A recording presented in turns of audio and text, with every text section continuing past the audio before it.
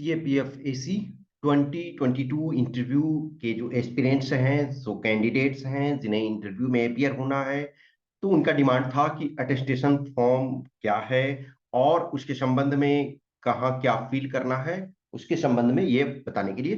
तो in this video I will describe all the aspects of your attestation form. Some places you have to leave blank, और उसको आप वहां UPSC में जाकर के एक आध जगह ऐसा जहां भी डाउट होता है तो उसको आप ये रख लेना, अदरवाइज आप खुद फिल करके जाओगे।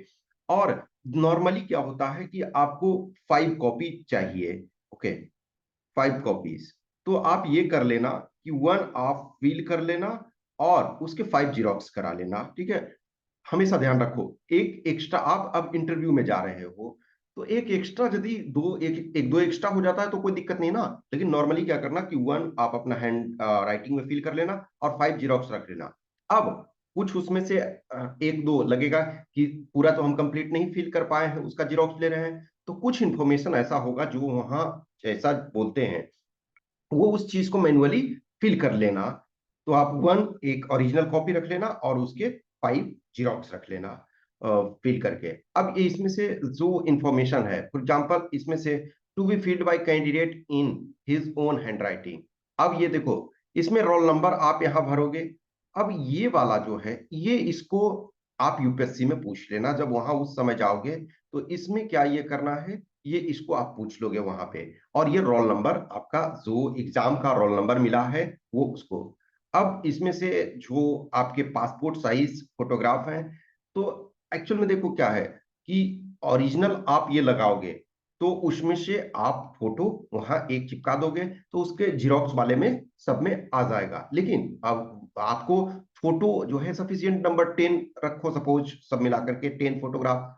अब सपोज करो जीरोक्स वाले हैं, जीरोक्स वाले में मान के चलो वो फोटो का जीरोक्स वहां आया है। अब यदि वहां वो कहते हैं कि न्यू इसमें फोटो जीरोक्स वाले में भी लगा दो, तो आप चिपका देना वहां पे। लेकिन ऐसे नॉर्मल है, आप एक में लगाओ फिर वो उसके रहेंगे। तो ये affix signed passport size 5 centimetre into 7 centimetre approx copy of recent photograph, जो आप आपका रिसेंट फोटोग्राफ है। अब ये है जो अटेस्टेशन फॉर्म क्यों और क्यों भराया जाता है, क्या है। कोई भी कैंडिडेट, आप यूपीएससी के एग्जाम के तहत जो भी कंट्री को सर्व करने जा रहे हो, आप रिस्पॉन्सिबल पोस्ट पे जा रहे हो, इन नंबर ऑफ पीपल हैं, इन नंबर ऑफ प्लेसेस पे जाते हैं। अब आप जिम्मेदारी के पोस्ट पे हो, आप एज ए असिस्टेंट कमांडेंट हो, आप बनने जा रहे हो, या कोई और आईएएस बनने जा रहे हैं, आईपीएस बनते हैं। अब आपके बैकग्राउंड वेरिफिकेशन प्रॉपर होना चाहिए ना। अब यदि आप देश की सिक्योरिटी के लिए जा रहे हो और आपका ही बैकग्राउंड दुबियस है, आप ही खुद किसी ऐसे ग्रुप ऑर्गेनाइजेशन से बिलोंग करते हो जो बैन है, तो आपको रिक्रूटमेंट नहीं की जाएगी ना, क्योंकि आप देश को फायदा की जगह नुकसान पहुंचाओगे। तो ये उस पॉइंट ऑफ व्यू से लिया जाता है। तो ये अटेस्टेशन फॉर्म है कि साक्ष्यांकन, कि इसमें से आपका साक्ष्य है कि ये आपने भरा है, ये आप अटेस्ट कर रहे हो। बाद में देखोगे कि आखिरी में साइन करने के लिए 4th पेज जो है उसमें साइन करने के लिए कि जो भी इंफॉर्मेशन है वो हमने सही भरा है। If anything is wrong I will be responsible. It is written. साक्ष्यांकन फॉर्म में झूठी सूचना देना या किसी तथ्य को छिपाना अनर्हता समझी जाएगी तथा उसके कारण उम्मीदवार को सरकारी नौकरी के लिए अयोग्य समझे जाने की संभावना। Means the furnishing of false information or suppression of any factual information in the attestation form would be a disqualification and is likely to render the candidates unfit for employment under the government. ठीक है, तो ये है जो भी आप इस form को, if detained, arrested, prosecuted, bond down, fined, convicted, debarred, acquitted, etc., subsequent to the completion and submission of this form, the details should be communicated immediately to the Union Public Service Commission or the authority to whom the attestation form has been sent earlier, as the case may be, failing which it will be deemed to be suppression of factual information. मान के चलो आपने, आपकी interview किसी भी दिन थी, 3 जुलाई, 4th जुलाई, 5th जुलाई, whatsoever जुलाई को। अब उसके बाद यदि कुछ एक्शन होता है तो आपके ये इट इज रिस्पॉन्सिबिलिटी कि आपको वो इंफॉर्मेशन जो है सबमिट करना चाहिए यूपीएससी या जो भी अथॉरिटी ऐसे हैं। क्योंकि अभी देखो हर में जैसे for example if candidate is contesting Lok Sabha election और लेजिस्लेटिव असेंबली इलेक्शन, तो उसमें क्या होता है, कोई भी आपके ऊपर क्रिमिनल केसेस हैं, ये सारी चीजें तो आपको फर्निश करना चाहिए। इफ यदि किसी व्यक्ति के सेवा काल में यह पता चलता है कि साक्ष्यांकन फॉर्म में झूठी सूचना दी गई है या किसी तथ्य को छिपाया गया है, तो उसकी सेवाएं समाप्त की जा सकेगी। If the fact that false information has been furnished or that there has been suppression of any factual information in the attestation form comes to notice at any time during the service of a person, his services would be liable to be terminated। अब ये normally क्या होता है कि बहुत बार जैसे multiple क्यों, ये कि सपोज वन आप और ओरिजिनल है और प्लस आप फाइव और चाहो तो सिक्स आपको कॉपी रखना है। क्यों? क्योंकि एक आपका यूपीएससी में रहेगा, एक आपका जो नोडल फोर्स है वहां जाएगा, एक जो आपका है जो फोर्स एलोकेट होगा वहां जाएगा, और मे बी एक आपका अकेडमी जहां आप ट्रेनिंग करोगे वहां जाएगा, एक आपका पुलिस वेरिफिकेशन के लिए आपके जो भी है डिस्ट्रिक्ट में जाएगा, वहां डिस्ट्रिक्ट ऑफिस वो अपना आपके थाने में भेजेगी। तो मल्टीपल कॉपीज इस वजह से चाहिए कि ये रिकॉर्ड आपके होल लाइफ में वो रख रहा रहता है। अब इसको फिल करने का ये, तो जो ये name in full in block यानी कैपिटल लेटर में, जो भी आपका नाम एबीसी है तो उसको कैपिटल लेटर में आप लिखोगे।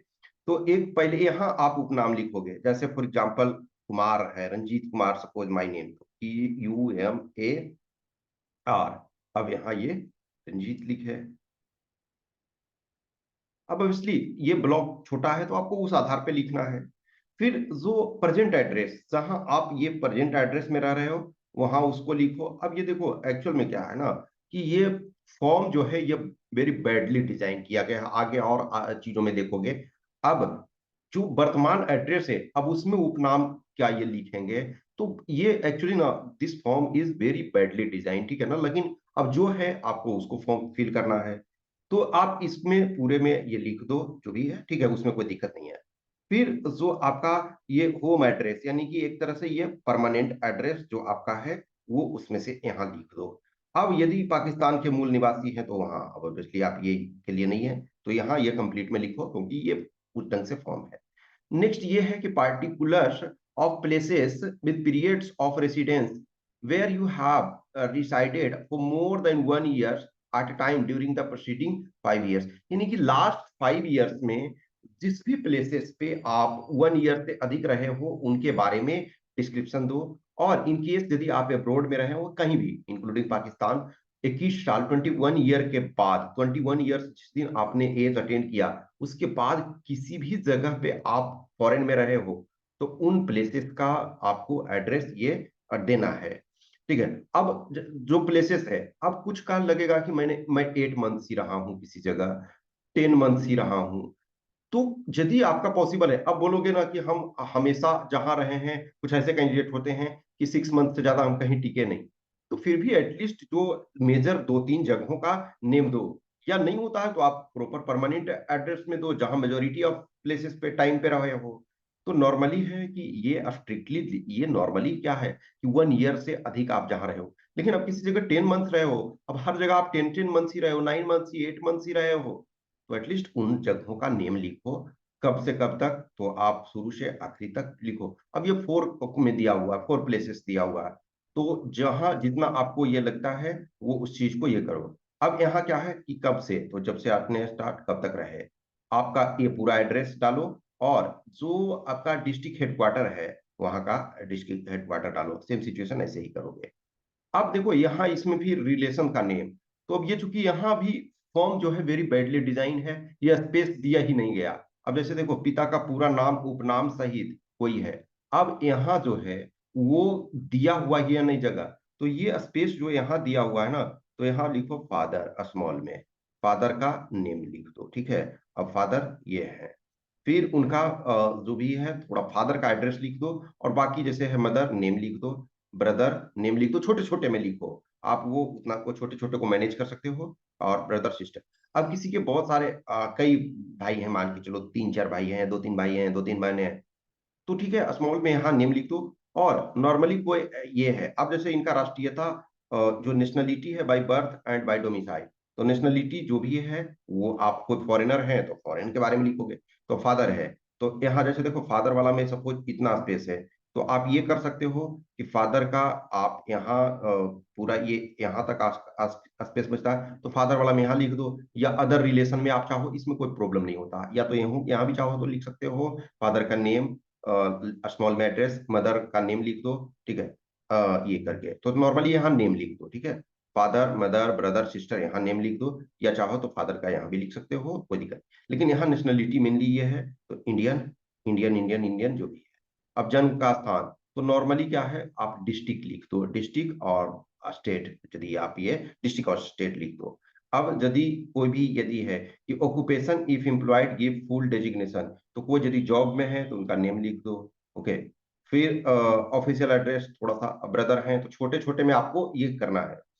नेक्स्ट आपका है जो वर्तमान, ये फादर यदि मान के चलो कि कोई फादर या किसी के फादर नहीं है, किसी का डेथ हो गया फादर का या मदर का, तो वो जो एक तरह से आप लास्ट में से ये लिख दो कि लास्ट उनका जो भी एड्रेस था और घर का परमानेंट आपका एड्रेस यहाँ, तो सारे में जगह बहुत कम है, तो आपको स्मॉल स्मॉल फॉन्ट में, हाँ अब इतना लिखो कि वो लेजिबल हो।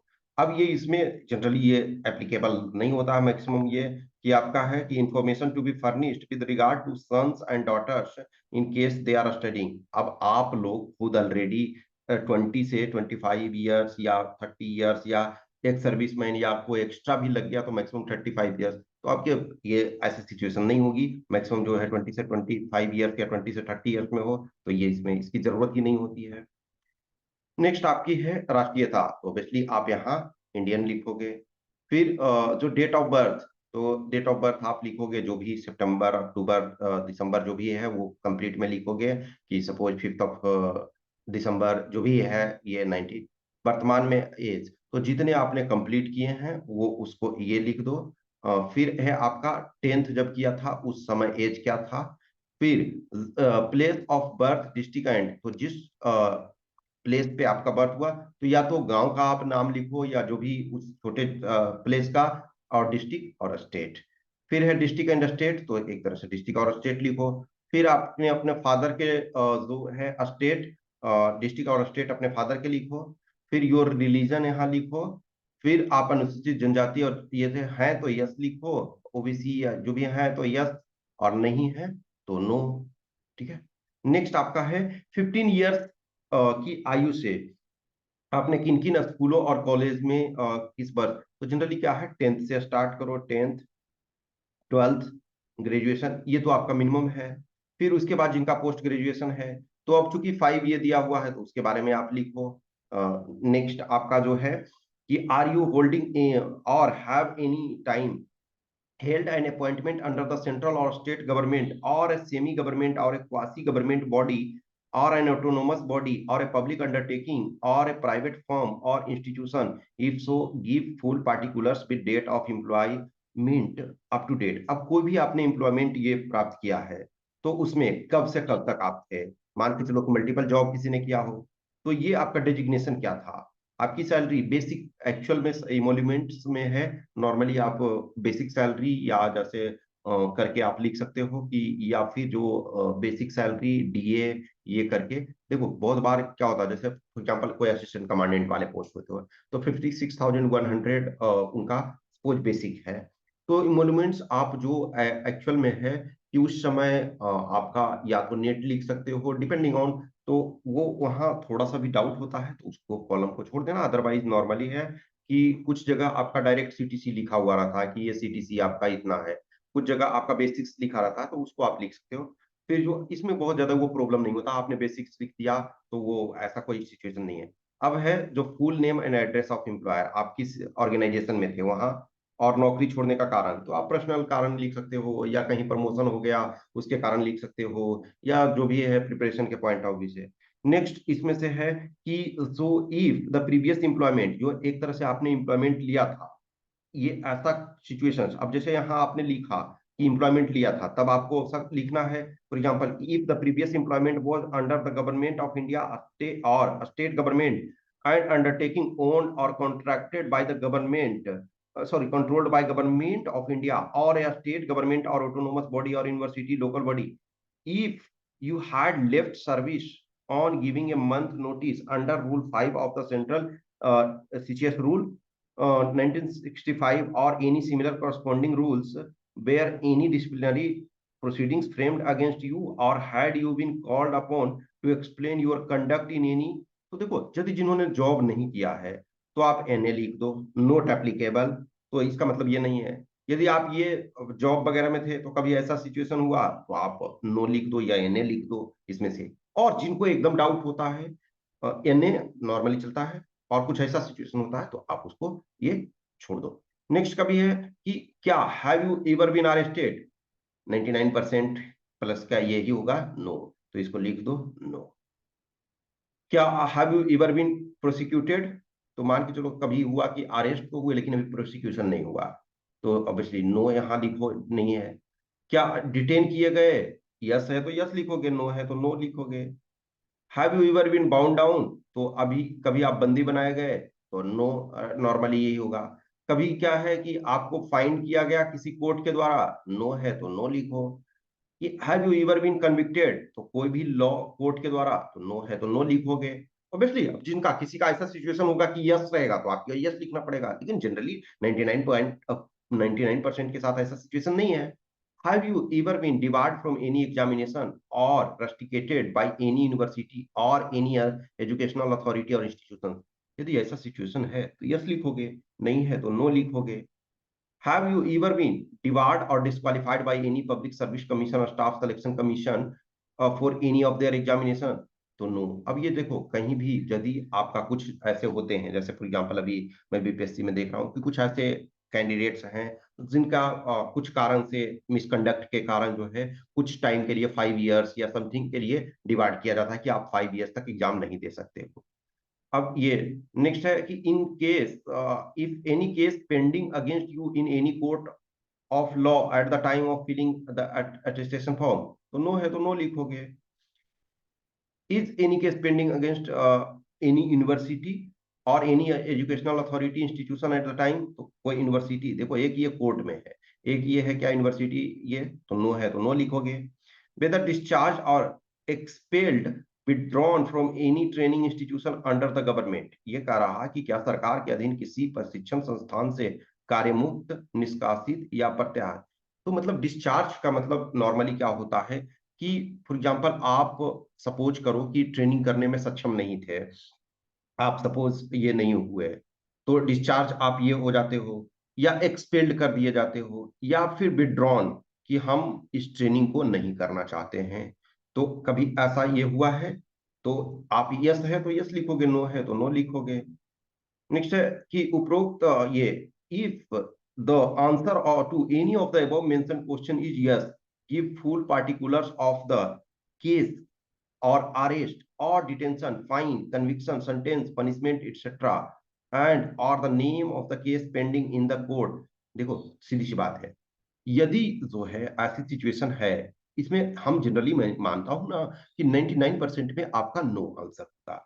यदि अनफॉर्चुनेटली यदि किसी का यस है किसी भी क्वेश्चन में, any of the above mention, तो आपको यहाँ जो है कारण लिखना है कि क्यों, मतलब उसके डिटेल लिखने हैं कि क्या ये सिचुएशंस है ऐसे, ठीक है ना। तो फुल पार्टिकुलर्स आपको डिटेल लिखना है। अब ये है कि please also see the warning at the top. जो वार्निंग एट द टॉप ये है ना, एक तरह से ये वार्निंग आपका है कि चेतावनी दिया हुआ है कि कोई भी फॉल्स इंफॉर्मेशन यदि आप सप्रेस करते हो या फॉल्स इंफॉर्मेशन देते हो या किसी इंफॉर्मेशन को छुपाते हो, सप्रेस करते हो, तो आपकी जो है फ्यूचर में आपको की जो एम्प्लॉयमेंट स्टेटस है वो उसको कैंसिल किया जा सकता है। तो ये यथास्थिति हाँ या नहीं को काट कर प्रत्येक प्रश्न का उत्तर अलग अलग दिया जाना चाहिए। देखो सीधी सी बात है, यदि जो एक तरह से अब इसमें है नहीं है, तो नहीं है तो उसको आप यस को काट दो और यहाँ फिर नो भी लिख दो, ठीक है। तो ये है हाँ या नहीं को काट कर एक को काट दो और फिर अलग अलग उत्तर दो। तो जैसे specific answer to each of the question should be given by striking out yes और no as the case may be. तो एक को आप ये करो, काट दो, ठीक है, ऐसे काट दो और यहाँ नो लिख दो। तो जो है या फिर ये काट करके यहाँ टिक लगा दो और नो नो स्पेशल यहाँ लिख मेंशन कर दो, ठीक है। अब इसके अलावे जो पॉइंट नंबर 13 में है कि name two responsible person of your locality or two referees to whom you are known. ये इस वजह से होता है कि इन फ्यूचर, जैसे फॉर एग्जांपल पुलिस वेरिफिकेशन के लिए जाती है, सपोज पुलिस वेरिफिकेशन एक मैंडेटरी चीजें है, तो सपोज करो ना कि कोई उस एरिया के रिस्पॉन्सिबल पीपल है। रिस्पॉन्सिबल पीपल का ये मतलब होता है ना कि सपोज करो कि कोई उस एरिया में हाई स्कूल सपोज है, सब थोड़ी देर के लिए मानो, अब वहां के कोई टीचर हैं, कोई प्रिंसिपल है, वो आपको सपोज जानते हैं। कोई आपके गांव के या आपके कस्बे के, जो भी आपके रूरल एरिया के, सपोज करो कि वहाँ कोई मुखिया है या सरपंच है, मतलब अलग अलग जगह डेजिग्नेशन अलग होता है, या कोई एक ऐसे पर्सन है जो कि गांव में जिनका रिस्पेक्ट है, कोई ऐसे पर्सन है, डॉक्टर है सपोज, कोई ऐसे पर्सन है जो कुछ और रिस्पॉन्सिबिलिटी के पोस्ट पे हैं, तो उनका नेम आपको दो को लिखना चाहिए। तो इससे आपका ये होता है कि ठीक है, आप उसके बारे में जानते हैं, तो ऐसे पर्सन का ही नेम लिखो जिससे आपका गुड टर्म एंड कंडीशंस है। तो ऐसा जनरली इसमें प्रॉब्लम नहीं होता, लेकिन फिर भी जिनके साथ आपका गुड टर्म्स एंड कंडीशंस है उसको ये।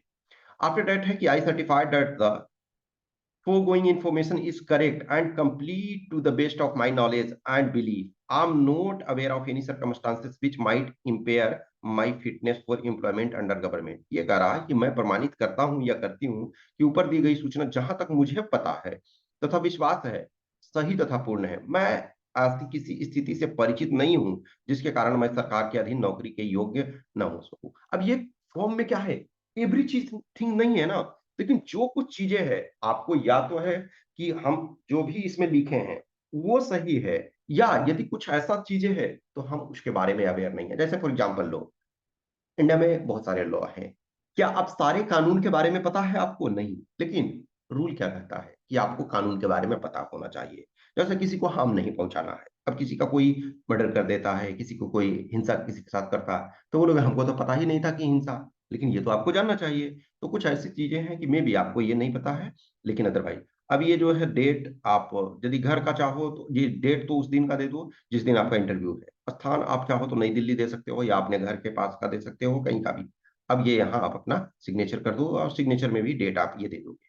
तो ये कुल मिलाकर के देखो, एक चीज है हमेशा, जहां लिटिल डाउट हो वो उस जगह को छोड़ देना। और वहां जब आप इंटरव्यू के लिए जाओगे, डॉक्यूमेंट वेरिफिकेशन होता है, तो वहां आप उनसे पूछ लोगे। अब जैसे फॉर एग्जांपल यहाँ रोल नंबर, यहाँ तो कोई डाउट नहीं है, यहाँ आपको ये लगता है, यहाँ आप उसको छोड़ देना, उससे फिल करना।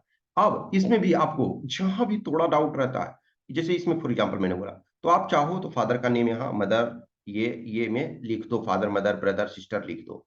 अब या चाहो तो फादर वगैरह का यहाँ फादर का लिख सकते हो, कि जो भी नेम लिख सकते हो, लेकिन अदरवाइज बेटर है यहाँ भी कर सकते हो।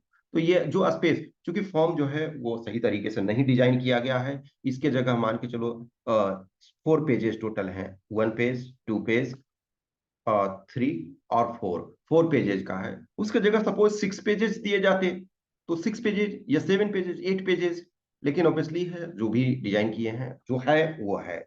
हमेशा समस्या जो है वो इम्पोर्टेंट नहीं है, समस्या का समाधान इम्पोर्टेंट है। तो इसमें से संबंधित जो भी कुछ चीजें थी, जो इंफॉर्मेशन था, जो इम्पोर्टेंट मुझे लगा, मैंने उस चीज को आपको बता दिया। फिर भी कुछ भी क्वेश्चंस, क्यूरी, डाउट्स होता है तो आप हमें इस व्हाट्सएप नंबर 8527146498 या टेलीग्राम नंबर 7404909669 पे मैसेज कर सकते हो। Okay, thank you.